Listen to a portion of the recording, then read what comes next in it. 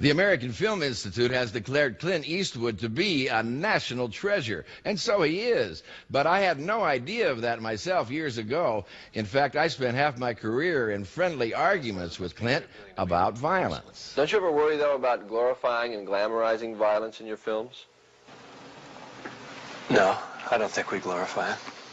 I think we show it as though we certainly have never balleted it. That was way back in the 70s. Now you know why they call me Dirty Harry. But now it's a whole different conversation, especially since at age 76, Clint Eastwood has 2 pictures in the Oscar race. His inquiring look at war heroes and how they were exploited in Flags of Our Fathers, and the one I'm thinking should win him Best Picture and Best Director, Letters from Iwo Jima, and its look at war through the eyes of the enemy.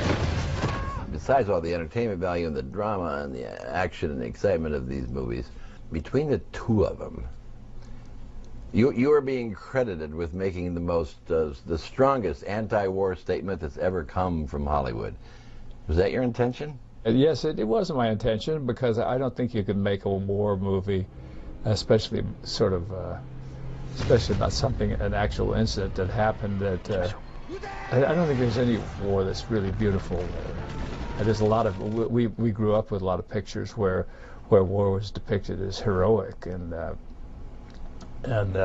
maybe through the propaganda of good guys, bad guys, we're all we come out on top. But it's war is painful. The violence of war is painful, and yes, that was an intention. Do you have any hope that these movies will have an impact on the nation's attitude about Iraq and the Iraq War? I don't know. I didn't make them with the parallel in mind, though you cannot make any war picture without finding some relating factors, because the Iraq War is having its tragic side too. So anytime any group, whether it's a group of 10 or whether it's a group of 100,000, you're going to have some tragic events, and it's not going to be a pretty thing. My experience of a war movie was that the enemy is always demonized and you know, sort of portrayed as the villain who deserves to be shot and killed and so on. But here you have humanized the enemy. How did you go about doing that? Well, the story lends itself to that, to humanizing the enemy, because what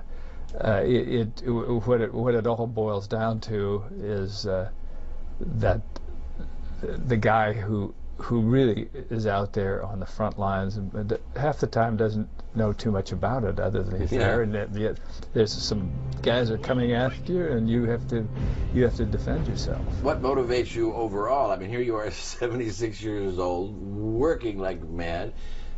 Somebody said you were perhaps obsessed or possessed with leaving a certain kind of legacy.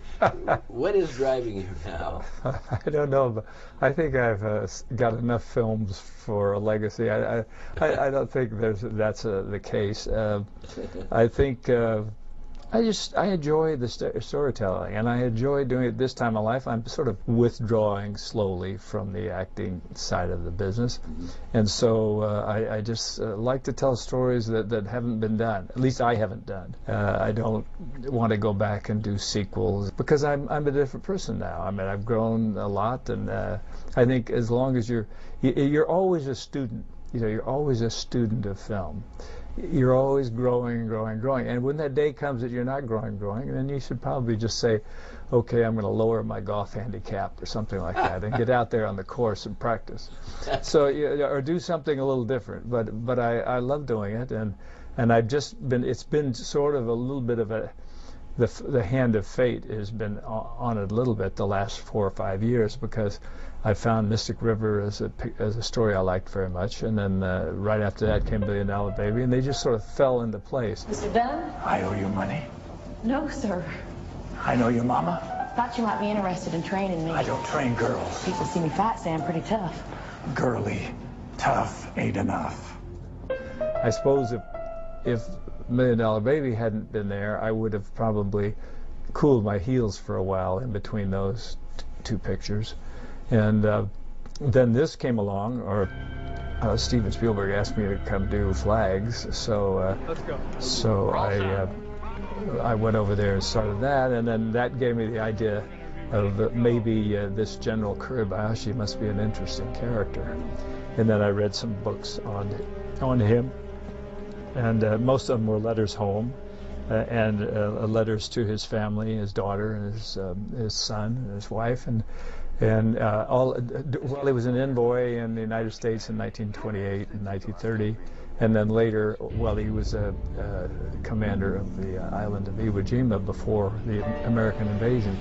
And in those books, I realized that he was a guy who was a father concerned about his family, so much like I was, and much like anyone was. Yeah. And he had the same feelings, the same thoughts as any father. So, 日本で一日でも長く安泰に暮らせるなら我々がこの島を守る一日には意味があるんです。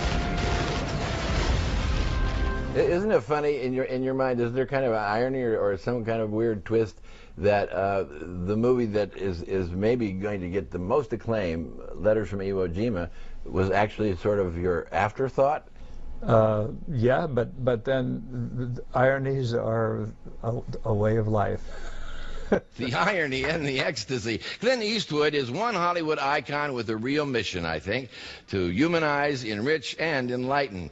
In fact, Clint was just honored with the Motion Picture Association's very first humanitarian award for, quote, the decency and goodness of spirit exemplified by the movie making of Clint Eastwood. And the Oscars will second that motion, I hope. The actors and actresses in the supporting contest have their own kind of goodness of spirit, as we shall see coming right up. Hooray for a